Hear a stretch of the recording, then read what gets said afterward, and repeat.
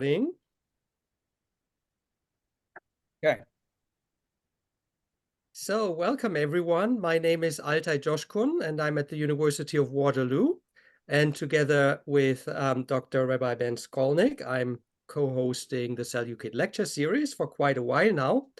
And it's our distinct pleasure to introduce this new edition of our lecture series with a talk by Dr. Marion Meyer. And we can expect expert feedback by Dr. Trisha Kim, who will be introduced only after Marion's talk by Ben. So I'm very pleased that Marion finally, after a lot of asking and pushing, has agreed to present some of her own research. She's been with us in this group for quite a while, and she's made so many useful and constructive comments, and they are particularly welcome because they come from art and archaeology and visual culture, which is not as well represented as a skill set, I would say, in our group. And what I, as a more traditional historian and text-based historian, like so much is that very often she adds observations that also link in with political considerations. And so it's wonderful to have conversations with you, Marion. And now for today, I looked into your CV a little bit more closely and found that you started your career with a thesis on die griechischen Urkundenreliefs. Well, how do I translate that? Document reliefs. Document reliefs, yeah. So it's a visualization of political texts. This perspective then goes back to the beginning of your academic career in Bonn, 1985. You had a couple of further academic stations following that in Hamburg, Munich, and Florida before you presented your habilitation thesis with the title Funktion und Bedeutung von Figuren mit Mauerkrone in hellenistischer Zeit, die sogenannten Stadttüchen. Again, a challenge for a translation. Function and meaning of figures with wall crown or probably turreted crowns in Hellenistic times, the so-called city tykai. And that is actually already the basic research you did for the paper that you are going to present today. You developed these ideas further and then published in 2006 your book on the personification of the city of Antioch. And you are resuming this research for your lecture today. You have by now over 100 scholarly publications, and they cover very diverse fields. But I would at least like to highlight that other foci of your research that also particularly qualify for your presentation today is your interest in gendered perspectives on representation, especially male and female, rather female divinities. But with your book on Kore and Kuros, you have a very good playground for direct comparison. That book was published in 2007. In 2017, you published a book on Athena, the goddess, and so many other publications relate to these ideas. And I should at least mention that I figured in your very long list 2 articles on the representation of Seleukid queens. Now, I interrupted the sequence of your career. After your habilitation, you became a full professor at the University of Bonn in 1997 before you took up your appointment at the University of Vienna in 2003. And that's the place from where you are talking to us today. So thank you very much for being with us and allowing us to learn from you today. Well, thank you so much. Can you hear me well? Yes, very well. Oh, wonderful. No, thank you very much, Altay, for the invitation and for the introduction. And I have to admit that I was reluctant, to respond because my research on the Tyche and on the personification of Antioch well, has seen some years. So that was the only reason. But I enjoy this this group, this Seleukid friend group, so much, you know, that I'm really quite enthusiastic about the invitation, and I really like to be with you today. I have to read my paper because it does not only tell me what to say, but it also tells me what not to say. So in order to keep the time, you know, I have to concentrate. So the early Hellenistic statue that I promised in the title does not exist anymore, like so many other classical and Hellenistic statues that keep archaeologists busy. But, whoops, I would like to proceed. Just a minute. Maybe I have to do it this way. But there are reproductions in various media and sizes, as well as illustrations that allow conclusions about its original composition and rendering, and in combination with literary sources, conclusions about its function, importance, and meaning in the time of its creation and during its long life as an emblem of the city of Antioch in Syria. Do you see the second slide? Do you still see the first slide, or do you see the second one? The second. Okay. I just want to make sure that it works. In this talk, I speak of statue when I refer either to the lost prototype or to one particular specific sculpture, whereas the term statue type comprises the lost prototype and all the reproductions that are modeled after this prototype. I use the English name Antioch for the city, but the Greek name Antiochia for the personification of the city. Okay. The construction of our knowledge started more than 200 years ago, and current scholarship is still shaped by it, as you will see. In 1790, Ennio Quirino Visconti, the curator of the Vatican Library, published this marble piece that had been found in an ancient Roman villa, the statue of a female figure wearing a chiton and a cloak, and seated with crossed legs on a rock above a male half figure that seems to swim by. Visconti realized that the same composition was shown on Roman coins of Antioch on the Orontes in Syria. And because on these coins, the seated woman was wearing a mural crown, the Vatican statue, found without the woman's head, was restored with an ancient head to which a crown was added. Visconti interpreted this statue as an image of the city of Antioch, and he added 2 more pieces of evidence. Another Roman coin of Philadelphia, today Amman in Jordan, had a female head with a mural crown as a reverse motif and the label Tyche Philadelpheion, that is Tyche of the Philadelphians. The word Tyche means fate or fortune. The idea of the Tyche of a city implying good fortune was widespread in Roman Imperial times.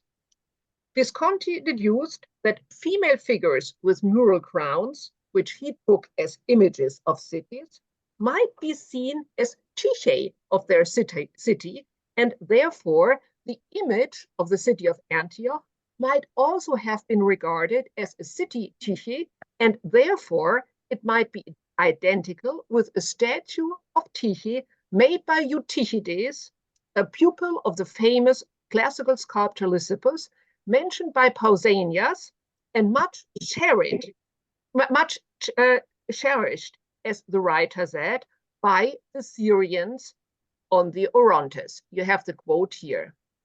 Megallas paraton epichorion echon timaso, highly esteemed. When the German archaeologist Karl Ottfried Müller collected all available evidence for ancient Antioch in the 1830s, he spotted two passages in John Malalas as referring to the statue type identified by Visconti. Malalas had written a history with a focus on his hometown Antioch in the 6th century, the time of Justinian. In one passage, here called Malalas text 2, he speaks about a bronze statue of a female figure seated above the Orontes, that's the river in Antioch, erected by Emperor Trajan in the theater of Antioch for the Tyche, eis logon Tyches tes autes polios, for the Tyche of the city, crowned Stephomenen by Seleukos and Antiochos the kings. Müller thought that this was the same statue type as the one Malalas had mentioned before when he reported the foundation of Antioch by Seleukos I in the spring of 300 BCE. I call this Malalas text 1. The king had a virgin called Aimate sacrificed, renamed her Antiochia, and then, quote, he erected a bronze statue of the sacrificed maiden, Tyche, for the city above the river, and in this context, this refers to the location of the statue, and immediately made a sacrifice for this Tyche, end quote. The Greek text leaves open whether the sacrifice was for the abstract idea of the fortune of the city or for the maiden as a personification of the city present in a tangible statue. Müller read the texts as referring to statues of Tyche, and he thought that the statue of Tyche erected by Seleukos was identical with the statue of Tyche mentioned by Pausanias, made by a sculptor who lived in the times of Seleukos. Ever since, the statue type has been known as the Tyche of Antioch. There is, however, an obvious problem. All the evidence used by the two scholars is of Roman Imperial date. The statue in the Vatican, the coins, Pausanias, Malalas. They are all precious testimony for the perception of the statue type in their periods, but when they speak about earlier times, we should not take their statements as face value. And two of the sources, Pausanias and Malalas, refer to a time more than 400, in the case of Malalas, 800 years before their lifetime. If Malalas and other staunch Christians thought that pagan female statues represented slaughtered virgins, we know that this view is due to their period and faith, but we should be cautious in less obvious cases too. In the last 190 years, no further literary sources relevant for the statue type have come up, but a lot of archaeological material has been published, and this material is still increasing. The material evidence now consists of 10 marble statues, 33 miniature statues of bronze or silver, 12 reproductions in clay, a dozen glass bottles, over 40 images on gemstones, and several ones in reliefs, mosaics, and paintings, and hundreds of coin types of cities, predominantly in Syria and Asia Minor.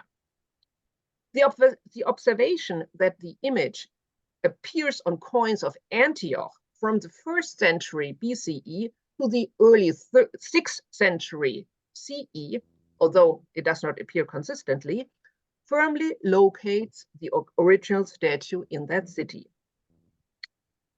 But what does this archaeological material tell us in addition to this location? Depends on what we ask. Let us first ask which conclusions it allows us to draw about the lost prototype, the statue that all these reproductions and illustrations depend on. And which archaeological methods can we apply to draw conclusions about this prototype? We have to begin with a critical review of the reproductions. Kopienkritik. I add the German term because this method was developed, refined, and applied mostly by German-speaking archaeologists. It borrows from the philological method of reconstructing stemmata of manuscripts in order to reconstruct an original text. It aims at checking the available material for information about the motifs and the style of the lost original, and is the basis for any further analysis. It is a very complex and time-consuming procedure with a sophisticated terminology. I spare you the tedious details and present the result. It turned out that a marble statue bought in Rome and now in the Budapest Museum, and a group of bronze statuettes produced in Syria agree in the somewhat twisted position of the female figure and in the rendering of the garments. They are much more reliable reproductions than the Vatican statue, which rearranges the composition in order to be seen from one single viewpoint. You see how flat the statue is here. And it also simplifies the distinctive motifs of the garments, of both the garments, the chiton and the cloak. There are numerous other reproductions that deviate from the model in various ways. In order to get an impression of the original creation, we have to rely on the Budapest statue and the Syrian bronzes. And with two bronzes in the Bibliothèque Nationale in Paris, I tried to reconstruct the composition.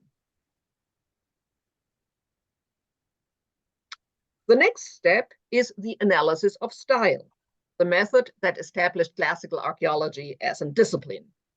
Whereas type, as the sum of all motifs, tells us what is represented, a seated woman with a moral crown, etc. Style refers to how something is represented, where a special focus of an artifact is, what is meant to be highlighted. In Greek and Roman art, we observe certain changes and development in styles over time. So the analysis of style is an important tool for dating, and very often it is the only tool we have. The stylistic analysis of a lost statue presupposes the critical review of the reproduction. We have to focus on those copies that transmit the stylistical features most reliably. The Budapest statue and the bronzes copy a complex composition that could not be fully appreciated at a single glance from one viewpoint. The woman sits in a twisted position. The right leg crosses over the left one, and she bends forward, but reaches to her back with her left arm. So her shoulders slant, and she raises her head and looks to the left. The male figure, however, looks to his right. So however you combine both figures, and let me just go back to my reconstruction, the figure looks to his right, the swimming figure. So however you combine both figures, they will guide the beholder to different directions. The composition encouraged the beholders to walk around the statue or at least do a semicircle. And have a look at the garments and the drapery. Just a minute. A look at the garments and the drapery. The pleated chiton seems to be a very heavy tissue that conceals the leg, as you see here. you see just the cloth. You don't see the body of the woman in this, of the leg part of the woman in this view. Then the cloak is very thin here, draped around the upper part of the body, and it's tightly wrapped.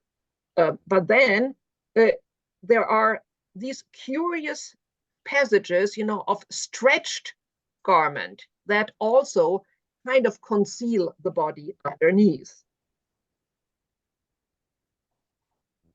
What I just pointed out, the spatial arrangement and the relationship of body and garment, these features are pretty much the exact opposite of the characteristics of statues of the classical period.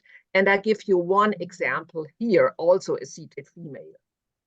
The classical statues have one main view, one front, and no matter how many garments they might wear, they always convey the position of the body, the stance, the outline of the figures very clearly.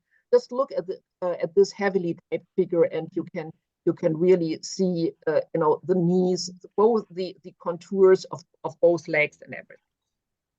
Our statue here is a prime example of a piece of the early Hellenistic style, a style that ostentatiously turns away from the principles of the classical period.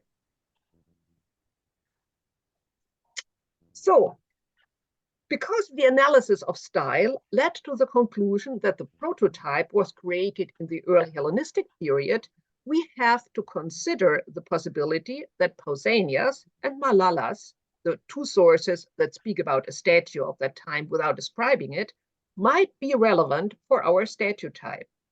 If the analysis of style had shown that the prototype had been created in another period, we would have to discard these literary sources as referring to a different statue type.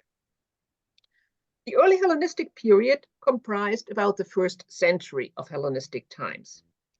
When within this time span was the statue created?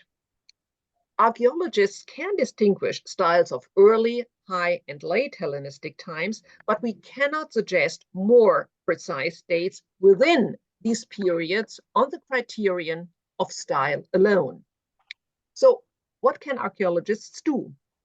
They have to rely on external evidence.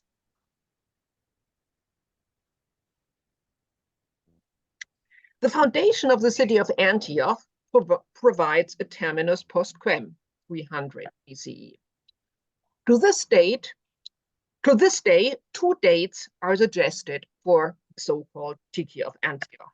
Either the year 300, based on the identification of the prototype with the statue erected by Seleukos I, according to Malala's text 1, or the period 396 to 393, the Acme date given by Pliny for Eutychides, the artist mentioned by Pausanias.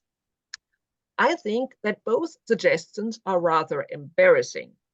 First, to Pliny's date. Because the chronology is not the feature, is not the focus of this lecture, I will be very brief. It is totally arbitrary to take the date that Pliny gives for the peak of an artist's career as the date of the only product of this artist that happens to survive. It can only give, you know, a very general clue of the time period the artist was active. The year 300 and the association of the prototype with the foundation of the city is simply implausible. When Seleukos in 301 had gained access to the Mediterranean, he founded 4 cities in Syria, and his preference was the coastal town of Seleucia, where he would be buried. Antioch became the western capital of the Seleukid reign only under his son and successor Antiochus I, as the output of the mints of both cities show.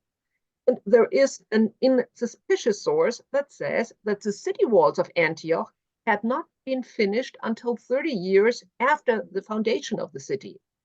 So I suggest that the statue was erected when the city of Antioch had gained or was to gain importance in the reign of Antioch I. And I think I can back this with my next analysis, which is iconography, a method developed by the art historian Erwin Panofsky in the 1930s. It proceeds from a description to an analysis of the tradition and meaning of motifs to an interpretation. In this case, it leads to the result that the original statue, the model for the statue type, was created as the personification of the city of Antioch and, in a manner typical for early Hellenistic art, attempted to achieve the unachievable. It attempted to visualize the city as persuasively as possible, although a personification is by definition the image of something that is not a person. A woman is not a city, a man is not a river. But let's have another look. Only the upper part of the male figure is represented, and the movement of his arms mark him as a swimmer. The lower part is hidden in the water, whether this water was part of the original installation, as I think, or whether it was only suggested, as here in the gem. His long hair clings tightly to his head and neck and reminds of hair with dripping water. So this image is a successful visualization of flowing water, running water. The woman sits above the swimmer, and as numerous illustrations on coins and on gems testify, touches his right shoulder with her right foot. The city refrains the river from rising and flooding the settlement. The woman is seated on a rock that is very high for a normal seat and therefore suggests a hill or a mountain. With her left hand, the woman does not support herself. Instead, she bends forward. It is rather an ostentatious gesture of showing that the city has the mountain in its grip, so to speak, and this makes good sense. We know that the location of Antioch was not considered to be favorable because during the rain season, water from torrents at Mount Silpius would pour down and endanger the city. This old photograph might give an impression of the topographical situation. On your right, you see a reconstruction of the city plan in Roman Imperial times with Mount Silpius at the east side of the river. The mural crown is an innovative element in Greek art, adopted from Near Eastern art where it had a long tradition. It marks the woman as a personification of a city, and in the course of time became an attribute for figures that represented cities. The objects held in the woman's right hand are not preserved in most of the reproductions and often abbreviated in the illustrations. The reliable bronze statues testify that there are 2 ears of grain, grapes, and a poppy. That is, a combination of plants of different seasons. Poppy for spring, grain for summer, grapes for fall. Now, this is a message. In antiquity, rich vegetation and plenty of food were the equivalent of well-being, of prosperity, of happiness. And the combination of plants of different seasons means prosperity over the whole year. The city, holding the tokens of happiness, promises just that, well-being, good life throughout the year and the years. In the early 3rd century before Christ, before the Common Era, this statue would not have been understood as a statue of Tyche, because for Tyche, the goddess of fortune, there was another iconographic tradition. In classical times, personification of Tyche were characterized by what we call a cornucopia, and they might wear a polos, a cylindrical crown, and not a mural crown. Cornucopia is actually a misnomer for the classical period because mostly these horns were not filled as they are in later times. The horn, a Hellenistic characteristic feature of bull, was associated with fertility, and as such, it became an attribute of Tyche.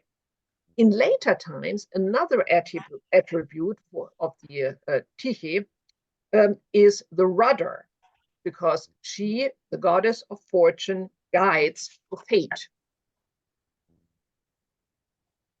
Whereas Tyche as the personification of an abstract idea has a long tradition, the concept of the Tyche of a city is a late phenomenon. The very idea that persons and cities as well have their individual Tyche, a personal fate, so to speak, is not attested before the middle of the 2nd century before Common Era. An interpretation of the original statue as Tyche of Antioch is therefore anachronistic. However, in Roman Imperial times, the concepts of the personification and the Tyche of a city blurred, and both became interchangeable. For that period, Visconti was completely right. A female figure with mural crown, the iconographic marker of a personification of the city, might have the name of the city or might be labeled as the Tyche. And the late sources, so ingeniously detected by the early scholars, Pausanias and Malalas, were right too. They just testify to the views of their own times. When the prototype was created, it was created as Antiochia, the personification of the city, and the image aimed at visualizing the city as dominating the forces of nature, the river, potential dangers from the torrents coming from the mountains, and as promising a good present and a good future. Civic coins of the 3rd century Common Era show the statue in a portable shrine to be paraded in processions as an object of cult. If it had this function in Roman times, it will have had it from the beginning. I conclude that the erection of the statue was accompanied by the institution of a cult for Antiochia. This conclusion can support my suggestion of dating the Antiochia statue to the reign of Antiochus I. The first settlers of Antiochia, men of Seleukos generation, had grown up in Macedon and Greece, and they had their traditional gods in mind. The gods of the Seleukid dynasty were Zeus and Apollo, gods shared by the entire Greek-speaking world. An important sanctuary for Apollo had been founded in Daphne, a suburb of Antioch, and it was so famous that the city was actually known not as Antioch on the Orontes, as we say, but as Antioch near Daphne. A statue and a cult of Antiochia would have had a strong appeal for the Antiochenes of the 2nd generation, Antiochos' contemporaries, those who had not been born in Macedon or Greece, those who had no home but this city. A statue and a cult of Antiochia would have been truly theirs, not shared with anybody else, and relevant for all those who lived in Antioch. It would have contributed to the shaping of an identity of these early Antiochenes. And for these, the children of the founders and the 1st generation that was nothing but Antiochene, the message of the image would have been so assuring. The safe, prospering city would continue to be so in the future. This interpretation is based on the iconography and the date of the Antiochia statue, and my conclusions about its function as a cult statue. We have no information about the rites performed at or with it, or about the ceremonies it was involved in. We have to take into consideration that the focus of this statue and the use made of it changed over time. And in the remaining part of my talk, I want to give one example. Just let me put it on live.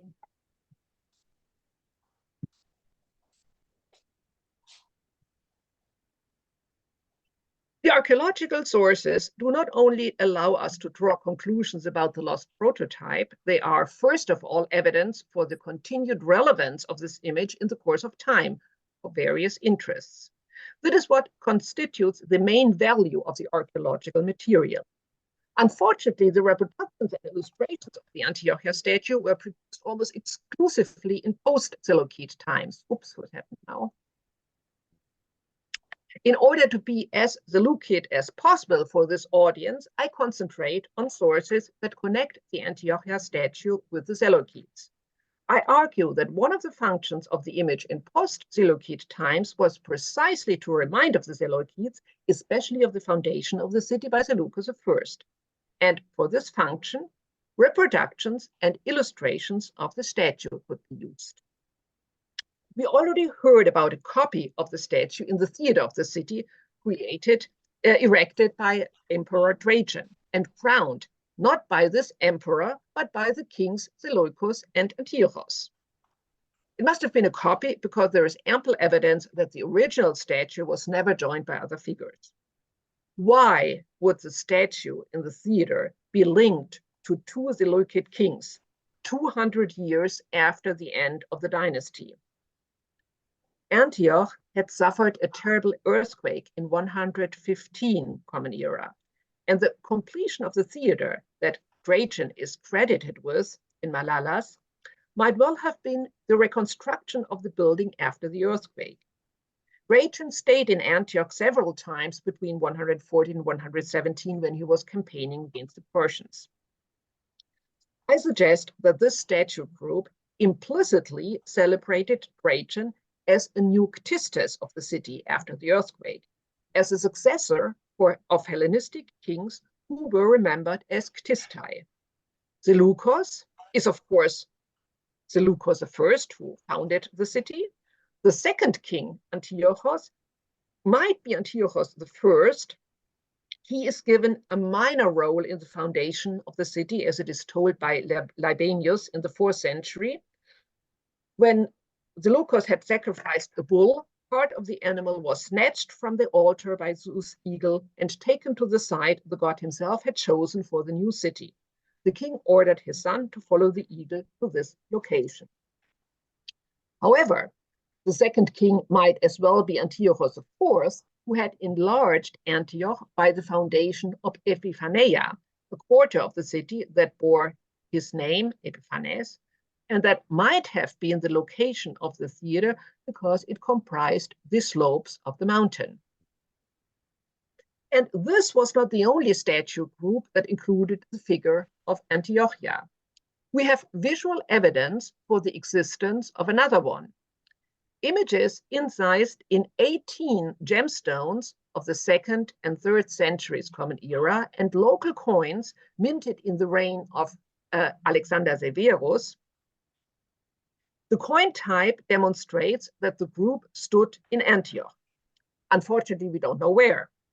The gemstones prove that the group must have existed in the 2nd century, before the reign of Alexander Severus. Antiochia looks at and is crowned, so we have to look at the impressions of the seals. She looks at and is crowned by a male figure in military attire. To Antiochia's right side, there is a female figure who is clad in a chiton and a mantle that covers only part of her body, with a thin pulos on her head, a huge cornucopia in her left hand, and a rudder held with her right hand.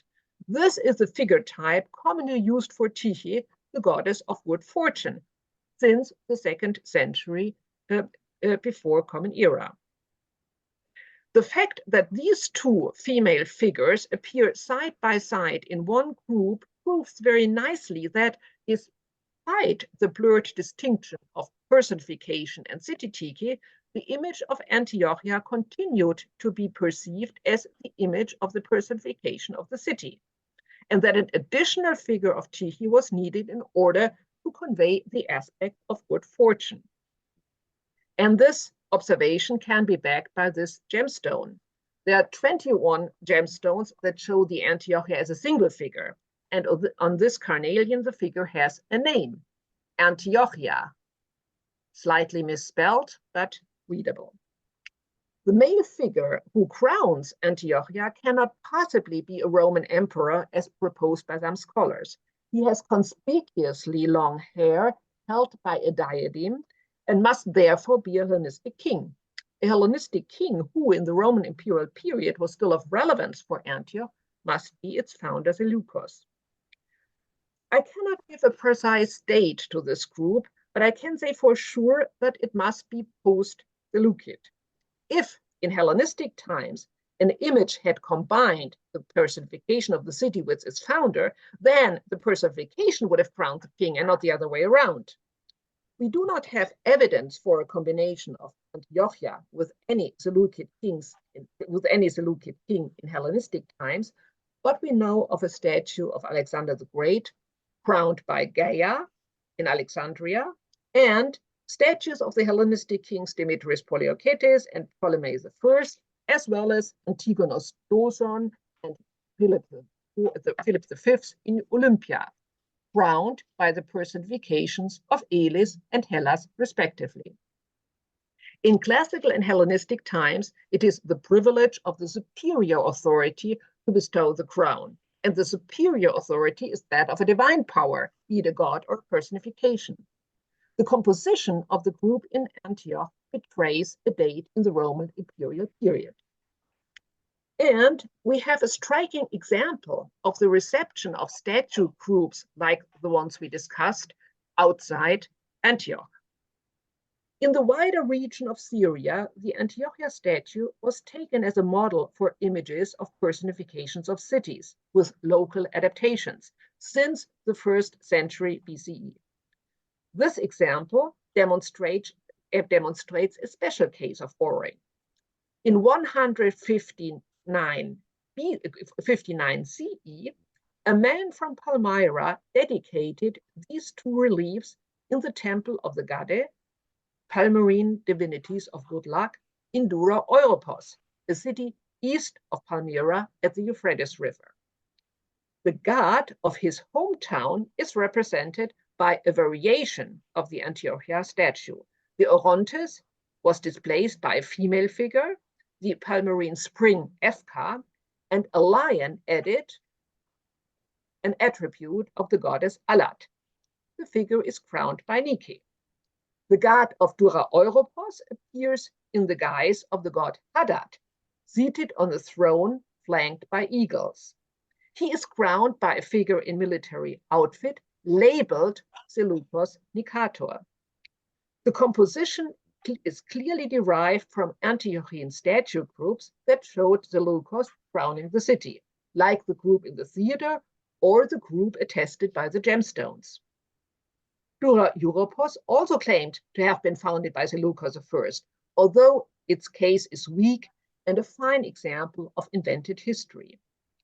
The combination of the main divinity with the legendary founder of the city visualizes the construction of such a local history and demonstrates how the city of Dura wanted its beginning to be remembered.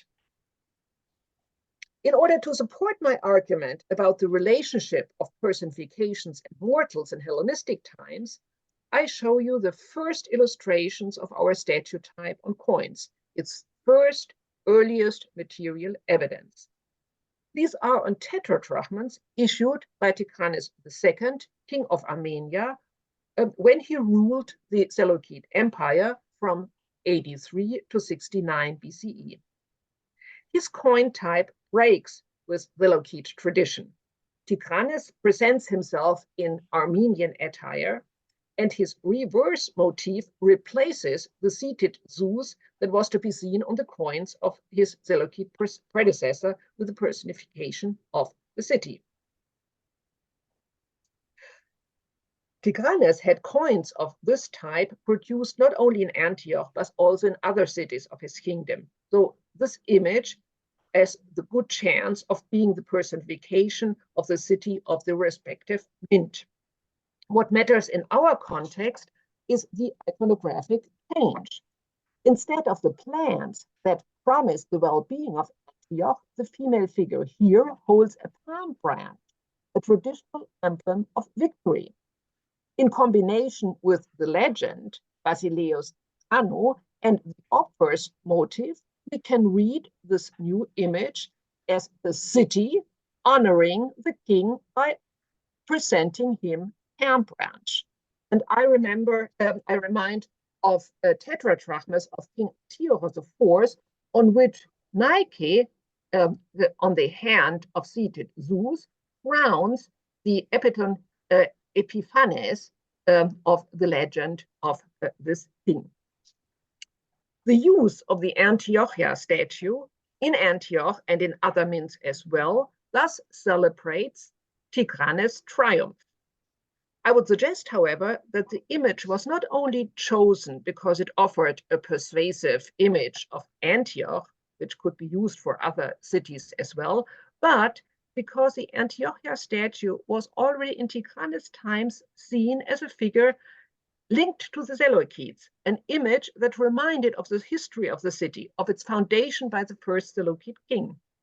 This figure now honored King Tigranes and thus demonstrated ad oculos that he had triumphed over the Seleukids and taken their throne. To sum up, the Antiochia statue was of local relevance for the citizens of Antioch for 800 years. Created in the reign of Antiochus I as a personification of the city, for the first generation of Greek and Macedonian settlers who had never known any home in Greece or Macedon, it had originally been a marker of identity and belonging, the visualization of a home shared by all, regardless of their parents' provenance. Local coins of Roman Imperial date show that the Antiochia statue was paraded in a portable shrine, and this demonstrates her cultic function. Statue groups of Roman Imperial times that presented Antiochia together with one or two Hellenistic kings demonstrate that in that period the image was used in order to remind of the long tradition of the city and its foundation by Seleukos I. Although the composition of the statue groups betray that they are creations of Roman Imperial times, the link of the statue and its founder will not have been a Roman invention, but go back to Seleukid times, and the use of the image by Tigranes points this way. In the course of time, the modest beginnings of the city of Antioch were deliberately forgotten. In the collective memory, Antioch had always been the most important Western Seleukid city since its foundation by Seleukos I. The Antiochia statue lent itself to be associated with Seleukos and his foundation, and it served as evidence for the city's long tradition and glorious past. Thank you very much for your patience. Thank you, Marion. That was a wonderful and stimulating lecture. I'd like to just take a minute to introduce Tricia, if I can. Dr. Patricia Kim at the Gallatin School of New York University got her MA and PhD from Penn. Her research explores gender, race, power, and memory. And her current project is the first book-length study on the visual and material culture of Hellenistic queenship. A year ago in January, she gave us an incredible lecture that left an imprint on the way I see. I want to explain what I mean. It was about the portraits of queens, Seleukid queens. And ever since that lecture, I think was a year and a month ago or something, I have looked at everything differently. I've looked at faces differently because of that lecture. When I look at a face, what she taught me is, am I seeing a portrait, a representation of a face, or am I seeing a presentation of political or dynastic or theological messages? So I want to thank her for that lecture that she gave in this series. I have never looked at an ancient face the same way since, and I never will. And so I'd like to thank her for helping me to see. And we also thank her for giving us feedback on Marion's wonderful lecture today. Tricia. Wow, thank you so much. That really warmed my heart. Wow. I want to thank Ben and Altay for this invitation and this real privilege to read and respond to Marion's work. It's not every day that you're asked to engage deeply in this way with one of your sort of like academic heroes and in your mind. And so this has been wonderful. Marion, thank you for offering this wonderful and insightful paper on really one of the most iconic statue types from the ancient world, if we all sit for a moment and think about it. I think we can all agree here that not many scholars can actually do what Marion has just done, right? And that is to offer a very convincing and fresh set of interpretations about a very familiar and well-known object. There's a lot to praise and admire about Marion's scholarship, but with the very short time that I have, I'm just going to name two of the contributions, one that's methodological, the other that's historical, and then also offer some questions that came up for me with the hope that this will spark engaging conversation. So first, Marion has skillfully and very compellingly demonstrated the methodological leverage of art history, all while dealing with the dense historiography of this statue type. Her vivid descriptions remind us that formal analysis, from iconography to understanding and mining that tricky category that we call style, can tremendously inform our literary sources and not the other way around. And that art historical toolkits can lead to a more historically rich analysis, one whose political stakes can be better understood and nuanced. It's through these analytical exercises that Marion has determined a more convincing, not only chronology for the statue's development, but also some really important interpretive consequences, let me say, about this statue type's origins and therefore this statue type's ideological stakes.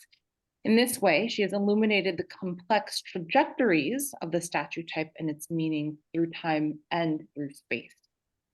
This leads me to my second point, that is the argument that this particular statue type began as a personification of Antioch, only to be transformed later by acquiring new associations with Tuque or Fortuna long after its invention. And in this respect, this particular argument reminded me a lot of the important findings of Sally Ann Ashton, whose work on Ptolemaic visual culture has convincingly, I think, shown that the meaning of the corkscrew curls that we often see on Ptolemaic queens and on the goddess Isis was actually an attribute that was first associated with queenship and then transferred to don the heads of the goddess Isis much later. And so I find that these the ways in which certain attributes and images and statue types and iconographies transform and acquire meaning through time to be really compelling. And that's why this sort of historiographic overview has also been really compelling for me. We also learned that even when the Tuque Fortuna link began, that this statue type still continued to signal or spark the memory of the Seleukid dynasts, of Seleukid exercises in self-fashioning and city founding, and of Seleukid imperial ambitions, as well as of the general attitudes of the residents of Antioch. Given the relative or comparative dearth of visual and material culture for the Seleukids more broadly, or Seleukid dynastic culture, Marion's fresh reading is fresh as it is methodologically solid, and surely will inspire more scholarship on this particular statue type and its implications for dynasty, Hellenistic dynasty, and its reverberations through time. So for me, I was particularly intrigued by the idea that personification as an act was an ideology-laden practice. In turn, this sparked some further questions. What does anthropomorphization do that other aesthetic strategies cannot? I really loved the notion that Marion sort of brought up, that personification is a mode of persuasion, and I'd love to sort of explore that further. Furthermore, in what ways can this particular image type inform historical studies of coloniality? As an art historian obsessed with Hellenistic dynastic women myself, I was also very excited about reading Marion's work because it gave us a taste of the role that concepts of femininity and femaleness could play in dynastic and imperial self-expression. And I'd love to hear more from Marion about her thoughts on the role that such acts of familiarization through personification play in the consolidation and communication of power. Additionally, I'd love to know your thoughts, Marion, about how this particular image type would have been viewed and potentially handled in different display contexts or scenarios. So in other words, what kinds of work did over life-size sculptural representations do versus miniaturized versions, right, as glass bottles and so on. I really loved what you were saying about drapery and how the garment wraps over the body. That really does seem to be kind of a marker of the personification of Antioch, because you can see that that's something that even in the miniaturized versions, artists were sort of keen and committed to representing, right, in great detail. So in any case, I'm going to stop here. I think we're going to welcome further conversations or questions and comments, of which I'm sure there are many. But again, I want to express my sincere gratitude to the organizers and especially to Marion for sharing your brilliant work. So I'll hand it over to you. But please answer my questions if you would like. I'd love to. Thank you, Trisha, for this so very thorough, going into my paper. Thank you so very much for your interest. Okay, so I just answer or just respond to your questions first. Okay, so about the personifications, this is really a very important question, and I think we have to consider it in the context of Greek images as such. And not only in illustrations or in the kind of material I was showing, just the idea that the human figure was so important and present in context that seemed very strange to us. For example, think of Olympia, where those athletes that were fined for misbehavior or something, they had to dedicate a statue of Zeus. Yeah, so this was an image. Okay, it was not a personification, but it is an anthropomorphic statue. In other contexts, we can see that statues, of course, with human figures, be them gods or personifications. So first of all, I think we have to be aware of the fact that there is a tendency to see live beings, and of course the best source is Hesiod's Theogony, where we have the entire genealogy of figures that we would see as personifications, but that in this early stage are clearly thought as, I mean, it's difficult to find an appropriate term. They are the daughters and sons of Nyx, or they are in a family, and they appear as true gods and goddesses. And where is the line? I mean, there is no line between established figures with then established iconographies like Nike, or something, and then ad hoc personifications that pop up eventually and in certain contexts. So what I mean is that there is a general tendency in Greek culture to think of abstract phenomena as figures having a human body, and then of course the gender of the word. So for example, the sun would be male and the moon would be female. But abstract thoughts, like putting up a statue for Demokratia, things like that. And we have that ever in visual, we have it in Hesiod, very early, but we have it in the visual arts ever since the 6th century. There we cannot prove the existence of personifications because we don't have labels. And this is one big problem with personifications and the visual arts, because a personification by definition is something that is not a person. So how can you recognize the image of a person as a personification if you don't have a label or some circumstantial evidence? And that's why I said this personification is so special as personification, because usually you would just have a very inconspicuous figure, male or female, that by context, by its function, by its label is made a personification. So it starts with personifications of locations in the 6th century, and you have them a lot. But here in the early Hellenistic period, they really try, to convey something of, what this figure stands for, even in the image. So the use of personification goes back to the very earliest testimony we have.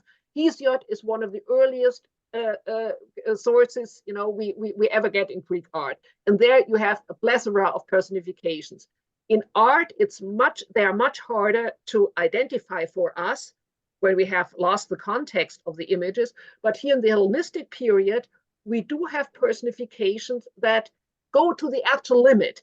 Eutychides, the sculptor who was credited with this figure, he was praised in an epigram for having produced a personification of the river Eurotas, the river in Sparta. And this personification was said to be more fluid than water. I mean, we don't have the statue, we just have the epigram. But, the artist managed to create an image that represented the river as being more fluid than running water.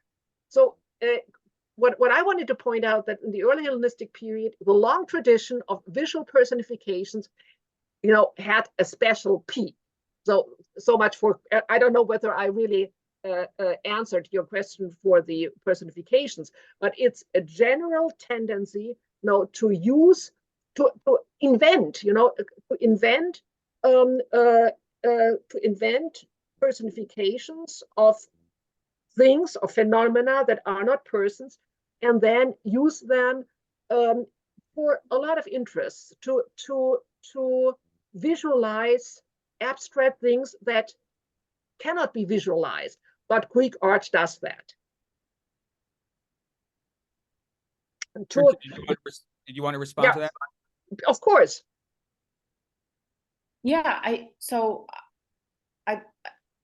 mean, the one thing that I'm curious about thinking further on is sort of, yes, we have Hesiod, we have these earlier issues, and I totally feel you on the difficulty when you have visual culture distinguishing between, okay, is this an actual historical figure, or is this just a personification of, I don't know, some random concept, because we have that same issue when it comes to identifying Hellenistic queens versus Hellenistic. Yeah. Right. So this is an issue that we encounter, I think, art historically. I guess in the context of sort of new city refoundations or even renaming cities within the Hellenistic period, it's very common, like historical commonplace, or we all know rather, that kings would rename cities after themselves, but after their family members. And so I think I'm just kind of thinking in terms of that tradition as well, which is of course different, slightly different, although sort of, drawing on these earlier Greek traditions of personification. But I hope we can continue that line of questioning, or not questioning, discussion, or this conversation. Yeah. Well, see, the personification of the city, of course, had to be female, because polis is female, and the natural gender, Right. But what you say with the naming is so interesting, because we have some phenomena where, of course, the cities, also foundations by the Seleukos, are named after females, like Apame and Laut. But what is so very, very interesting, then centuries after the end of the Seleukid Empire, these names remained, but then new stories were invented. And so, for example, Nysa, who was, some obscure daughter of Antiochus III, so the city of Nysa, then, of course, when the Seleukids were gone, Nysa, of course, was the Trophos of Dionysos. So she became a mythical figure. And the same in a city in the Dodecapolis in Syria, so they had their names, but when the Seleukid, when this power thing had gone, the female name could be associated with a traditional mythical figure. So there is a potential, in this naming cities with female names, and of course you can well, the power issue is a little difficult to answer, because obviously we see with Seleukos, when he founded these 4 cities, the most important city, of course, was named after himself. He had founded Seleucia on the Tigris, so this was the second Seleucia, the western capital, Seleukos, then Antiochos. And the sources don't agree whether this Antioch was named after his father or his son. But then we have Apameia, then we have Laodicea. Yeah. So I mean, you know better than I am how how the female members of the dynasties were extremely important. Yes. And they appear a lot more in the visual culture in Egypt. But this might also be true, not only for reasons of preservation, but because Egypt had such a powerful, strong visual culture to begin with. So in a way, the Ptolemies had to feed that, and there was a culture of reception for images. So in Syria, or in the entire years, we have so few portraits that we can identify as Seleukid kings. I don't know of a single one of a Seleukid woman, but I mean, we know that not only by naming cities, they appeared, they made donations, they made important donations, they were included in the honors, of course, they were honored, as single figures, and of course, they became extremely important in succession issues. So we'd like to give other people an opportunity to ask a question. Definitely. Would anybody like to respond or ask? Well, in that case, I will. Okay. So I know our emphasis, and thank you for for both of you for these wonderful talks and for the engaged responses. I know we're emphasizing the Seleukid stuff because this is the Seleukid lecture series, but I want to go back to the idea of that a lot of our sources are later, which is where you started.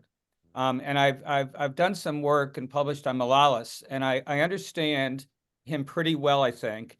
And it was very important to him to enfold what he called pagan culture into his Christian scheme. So it's interesting to me that the Tichy would go on in Christian Antioch. Antioch was a very important Christian center. And I've always been interested in that. Well, how could that be? How can you have statues of a pagan goddess, but it's deeper than that theologically? Because if the monotheistic Christian God is in control of the world, what's this other thing? What does fortune mean anymore? And Tichy is a very complicated concept, which can mean several different things. If you look at Polybius or something like that, it can mean chance, it can mean predetermination, it can mean all sorts of things. But any of those things would be heretical to a Christian. And that's why she survived. She was not the Tichy, she was actually Antioch. But you still have, like you pointed out these things about the water, which I found very interesting. To me, that's like against the chaos. It's like the forces of chaos going back to Genesis or something like that. It's ordinary, but it does get enfolded into the Christian culture. But if you think deeper about it, it really doesn't work. I have a lot of problems understanding Malalas. I tell you that. I don't mean only philological problems. No, but what I can say is that, for example, in late antiquity, the images that survived the longest were images of personifications of cities. You find Rome, you find Constantinopolis at a time when you would not find any other, I say other pagan gods, because they were the personifications of the cities and they still worked. And we have a coin of the beginning of the 4th century, though comparatively late, where our statue type has the label Gemio Antiocheni. So it's not Fortuna, it's not Tyche, but it's really the personification, the visualization of the city. And we have the latest coins at the beginning of the 6th century. So I would agree that at a certain point, I don't know when, the cult, of course, would stop. But the visualization of the city just like the personifications of Constantinople, Constantinopolis, of Rome, they could continue because they, I can only say they that's a great answer. I just want to have one related question. The idea of Seleukos I making that sacrifice, that human sacrifice, could that simply be a later Christian polemic against stupid pagans? Of course, and there are articles on this, and there are more instances where Malalas thinks that a female pagan statue has to be a sacrificed virgin, and this is so obvious. We don't believe that. So I mean, but then there are so many other things in Malalas that archaeologists or classicists believe at face value, but we have to question all that because he was 800 years after the time of Seleukos I. Right. With his own agenda, right? With definitely his own agenda. And I, as somebody who really comes from BCE, I see this enormous difference between Libanius and Malalas, and there's only 200 years of difference, but Libanius is still really into it, and he is in antique culture, whereas Malalas belongs to a different world in my view. You know what I mean? Yes, because the Christianity is more developed. Right. Definitely. Okay. Altay.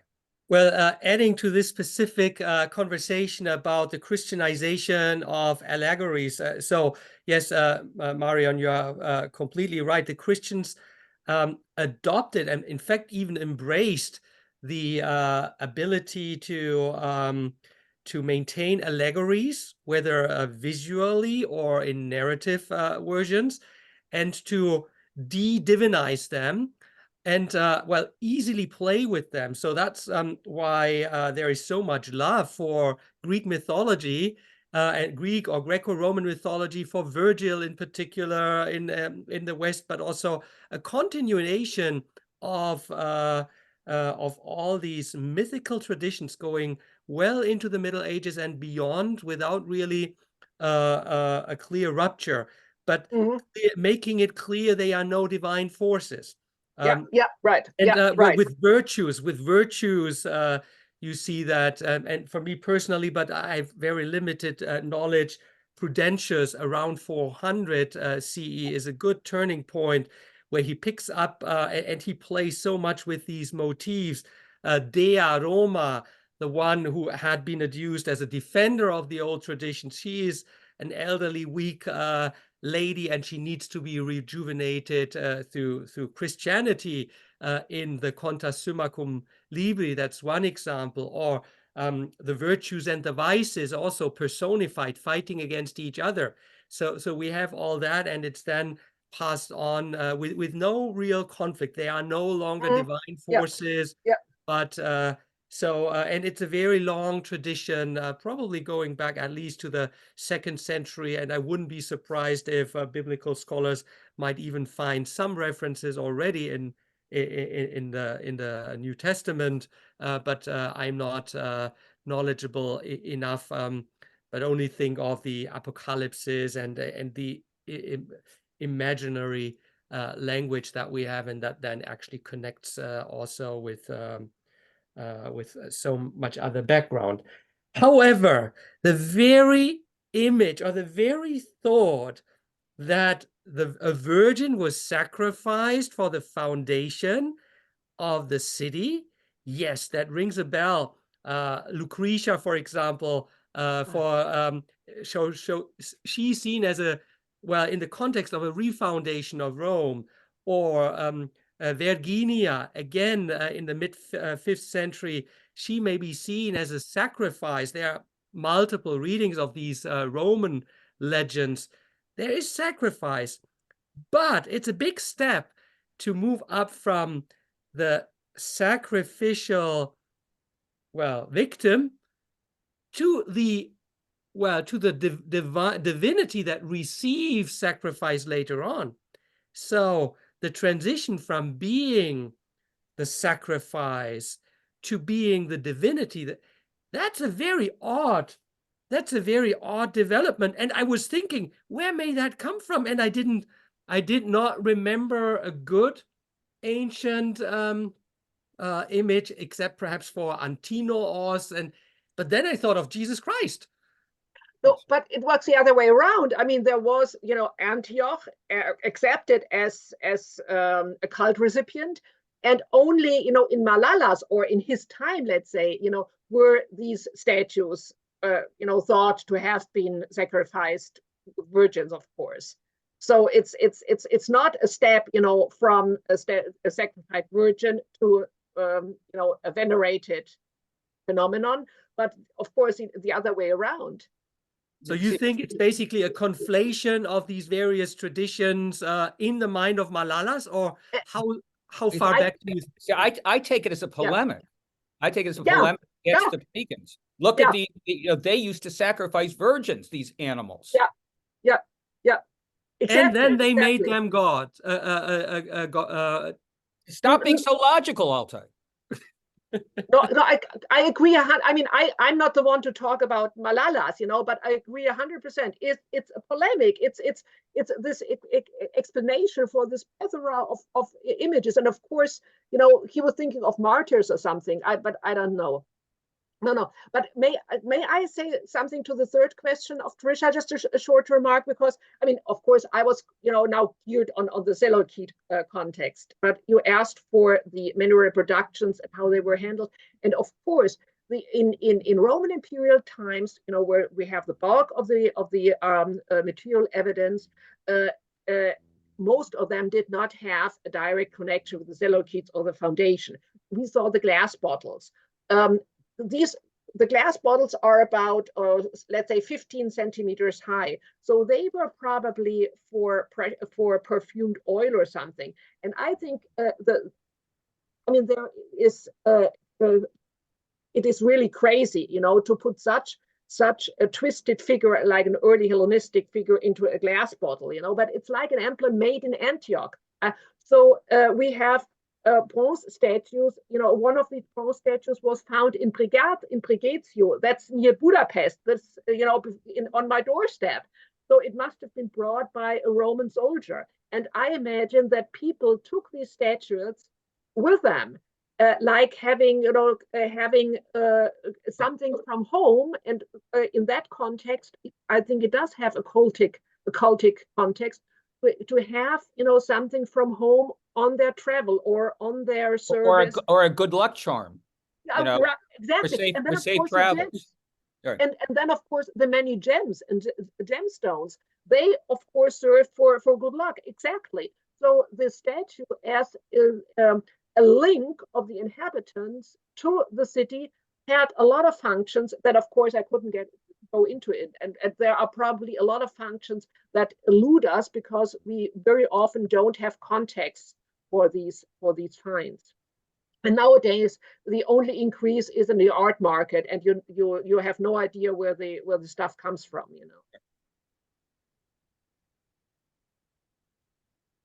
I have many more questions, but if anyone else wants to go first, I wait, but I do not yet leave you off the hook. I have so many questions. So it's silent. That was your chance, audience. So my first next question, that takes us back to the beginning of the creation of the iconography, which you very convincingly placed, say, around 300 or a generation later. When I look at the posture of the legs, so first of all, in any pre-modern society, representing a female figure with spread legs would be seen as inappropriate, though not necessarily when it's a divinity. Then it's not inappropriate, but it must have some meaning. And so I was trying to think a little bit about what the meaning can be. Is it really an opening of the leg that can be seen as a sign of fertility? Or is it, but then she crosses in a very twisted way, so she closes it up again. Then I was wondering, is that a sign of her being relaxed? Is it an image or an expression of truffe. So listen carefully. I've exchanged one letter, not touche or but truffe. So the wealth and luxury expression. Or then I had another thought, and does it give her more resistance when she's stemming down Orontes river to keep the city safe? So these were the thoughts I was musing about, and perhaps you can help me understand well, thank you. What the meaning is. Thank you for this very archaeological question. Of course, this is pure iconography, and actually a lot has been written on that. You can trace the gesture. I mean, she puts her right leg across the left one. So this posture you find in classical times for example, even for women on grave reliefs. So it is kind of it is a gesture that enforces the seated position. I have to explain. We come back to the very first thing about persons, anthropomorphic figures in Greek art. The default figure is a standing figure. But whenever you have a figure that is seated, you need an explanation. A seated figure calls for an explanation at any time. And very often, to be seated emphasizes the duration of, the durability of this position. Somebody who stays somewhere, the woman stays in the house and she is seated, even if in reality she moves around. To be seated is a very strong sign. Now, not only to be seated, but to have one leg, over the other is, it means you sit forever. You sit there forever. You sit there really for a long time, which also makes a lot of sense for a city that is so endangered by earthquakes, as we recently saw, and by the torrents of the thing. Then Burkhard Fehr has written an article on that. So she emphasizes her position. Antioch will be there, the city will be there forever. But then with her right foot, she really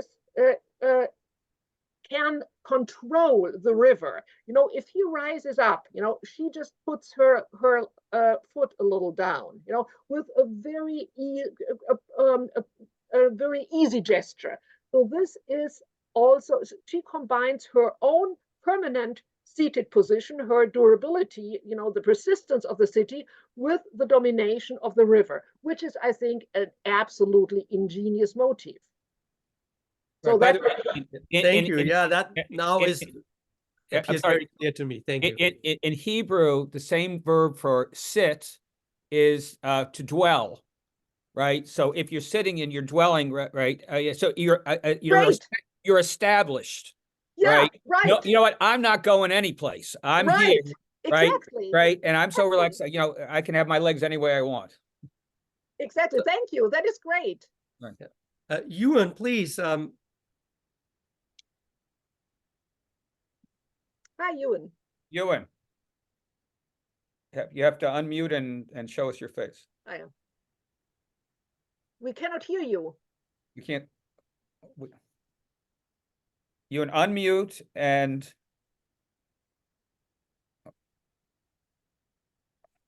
Well, if you cannot unmute yourself, could you maybe write your question in the chat? Right. And Andre is also trying to ask. Yes, but he is unmuted. Okay, Andre, could you speak? And can we see you?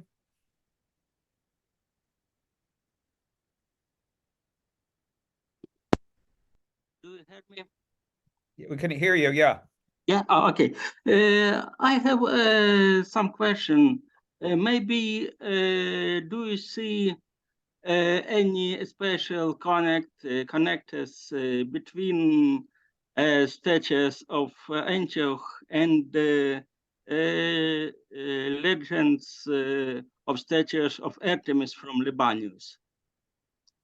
Statues of what in Libanus? About certain captures of the stage and to Egypt, and history from Ptolemy and maybe Ptolemy II and Arsinoe. I do not returning of statues to Antioch. Yeah, see, I do not see a direct iconographic connection, but thanks for the question.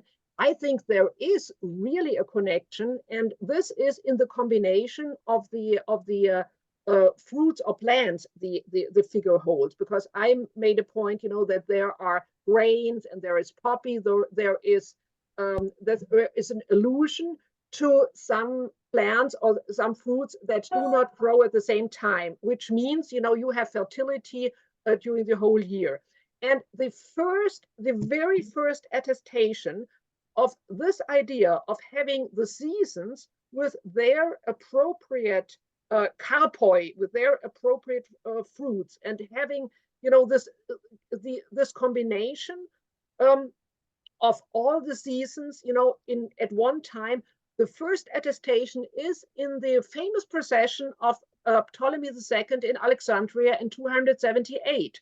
So, and the very popular motif of what we call Fruchtgelande, fruit garlands, these wreaths, that combine so many fruits. This also is an early Hellenistic phenomenon. So the idea, that in the hand of this city personification or presented by the king in Ptolemaic Egypt, that they really show, we can enjoy the riches, of the entire year. This is, the same generation. This is the second generation of Hellenistic kings. So I do think that Antiochos I in Syria and Ptolemy II and Arsinoe, they had the same challenge.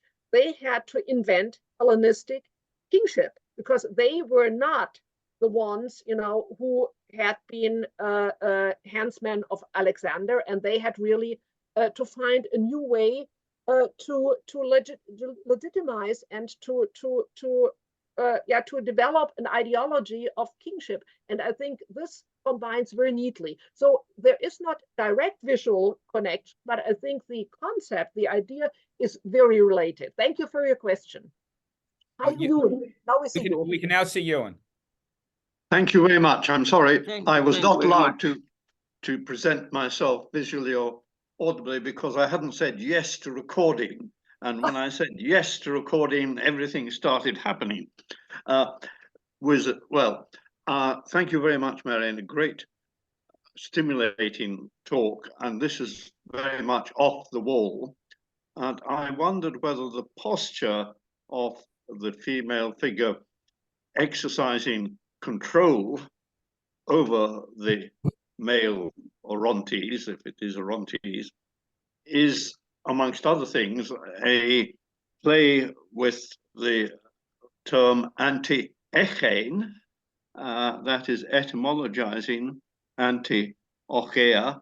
Of course, that doesn't in any way override the link between the Antiochus, who's a member of the Seleukid family, but maybe Eutychides or whoever it was thought, let us have a statue of a woman who is anti-echene, holding out against the power of the watery power of the river. It's just a thought, and it may lead nowhere. Thank you. No, thank you. I wouldn't have thought of that because I'm not a philologist, but I wonder how many Antiochenes, who saw this statue might have had this association. Of course, the primary thing was, with Antiochos and the king and the dynasty, but the broader we think, the more we are able to maybe capture, what was really thought in antiquity. So thank you very much for this suggestion.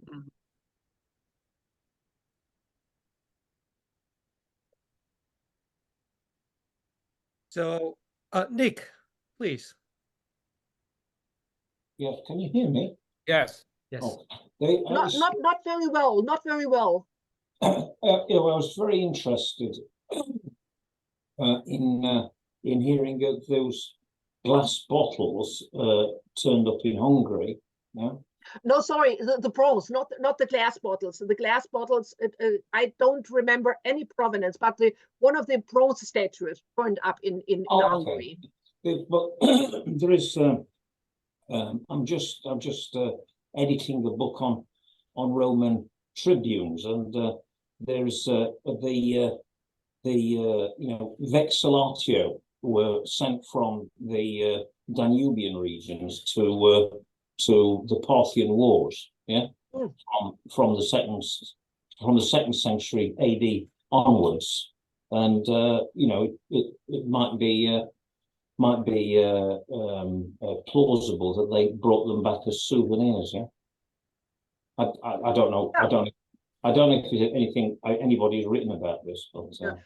No.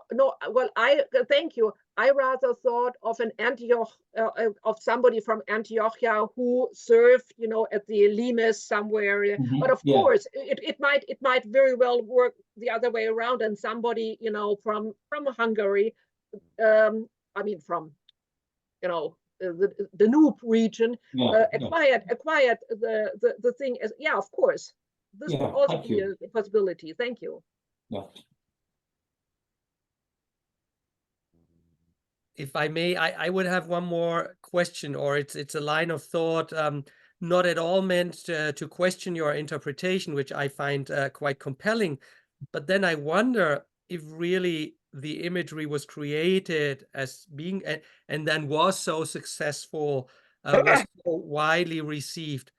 How can it be that there is no direct evidence before the coin of Tigranes? That's a very big gap. That's a very big gap.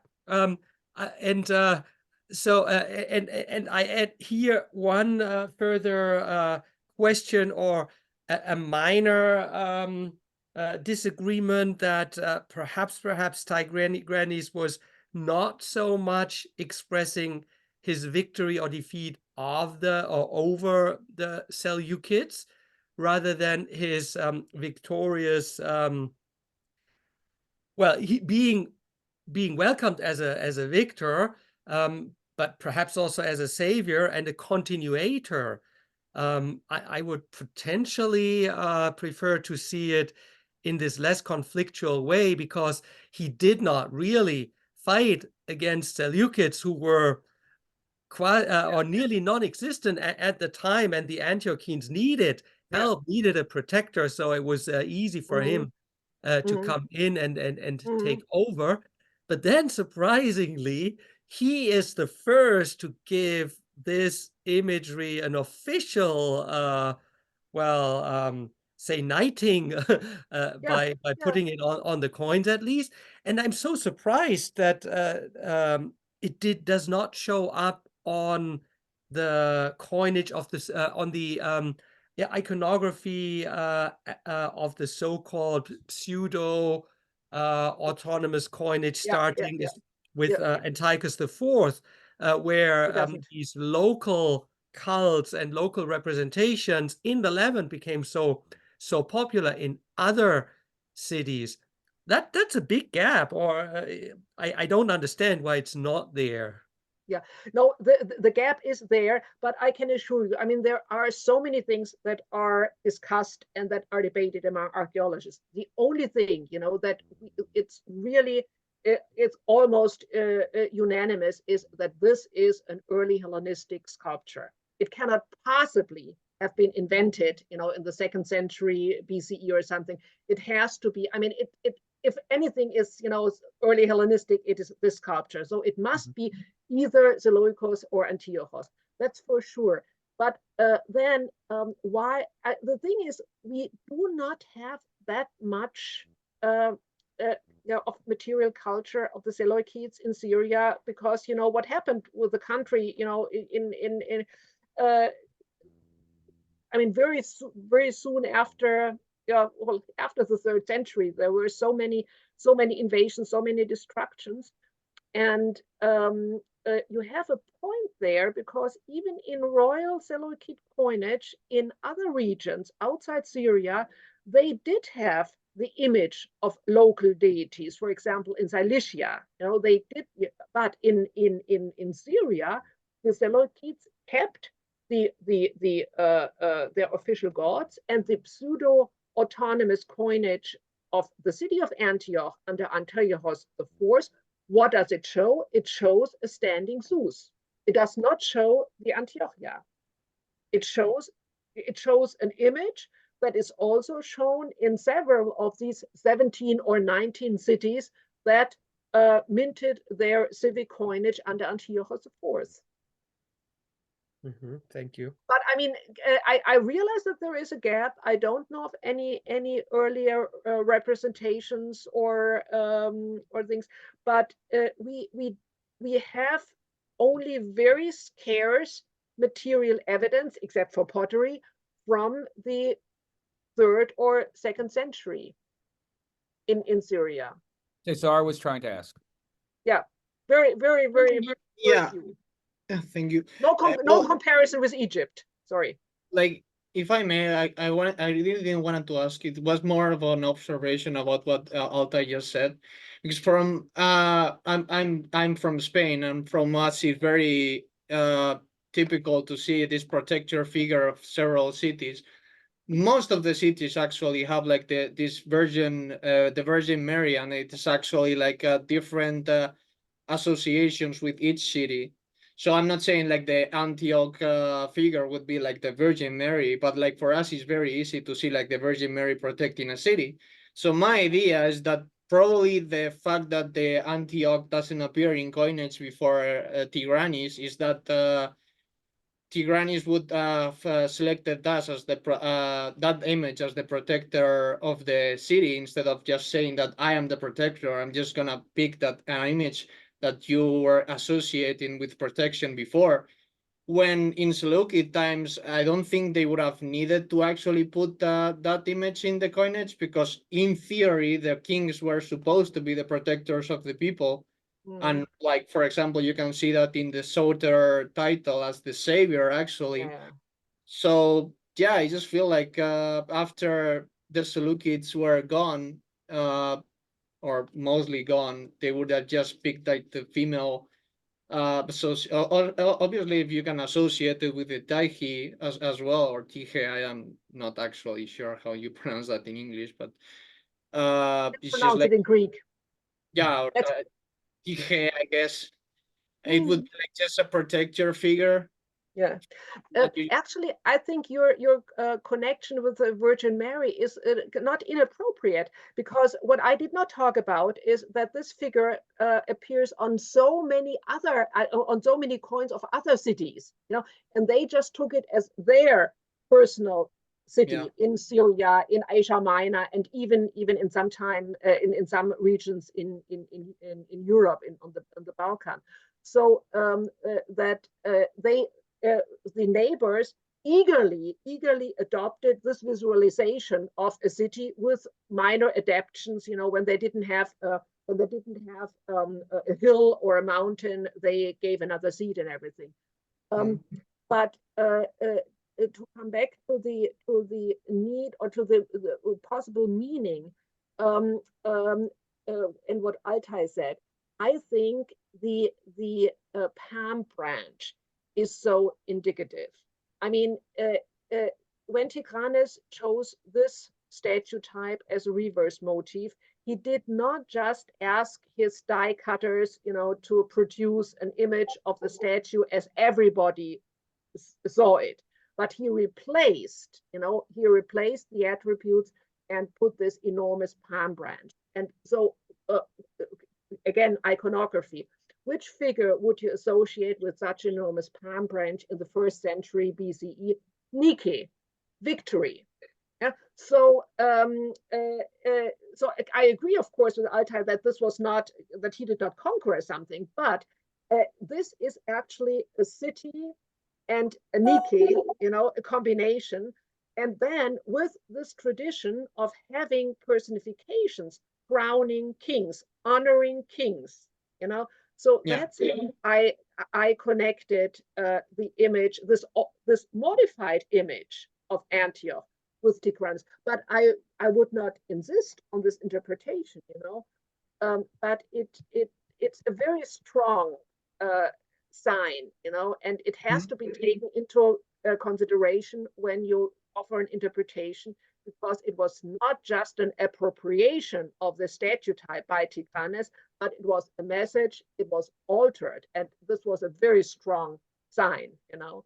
Now it has the palm branch of a Nike, and I mean the name of the king and the portrait of the king right next to it, you know. So, you know, everybody who was familiar with this kind of iconography would understand the Antioch crowning or giving, not crowning, but offering this palm branch to the king.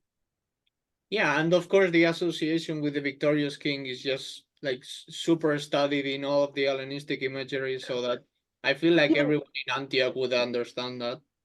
Even if he had not actually, you know, won an enormous victory, you know, to have the throne is kind of, I think, the thing that was conveyed. Yeah, it's actually a victory. Yeah, it's actually a victory for him. Even better if he didn't. Yeah, even better if he actually didn't even need to fight. It's just a total victory. That's what I think. Yeah. So I think with Thesar's intervention, we have reached quite a natural endpoint for today, because it's also a transition to our next upcoming lecture, which will be on March the 20th, delivered by Thesar himself, on the images of monarchical power on the coins from the Seleukid kingdom. So I hope I'll see most of you again in a month's time. And I would like to end officially by thanking you, Marion, once again for this wonderful talk and engaging conversation, which will help me a lot in the many things that I'm doing. There are many bits and pieces that I can draw on. Thank you so much. And Tricia has already left us, but my thanks also once again to her for her support of the event. May I just thank all of you very, very, very much, and just say that unfortunately I will not be able to attend Caesar's lecture because I will be in a conference. But thank you very much for the opportunity of sharing my thoughts with you. Thank you.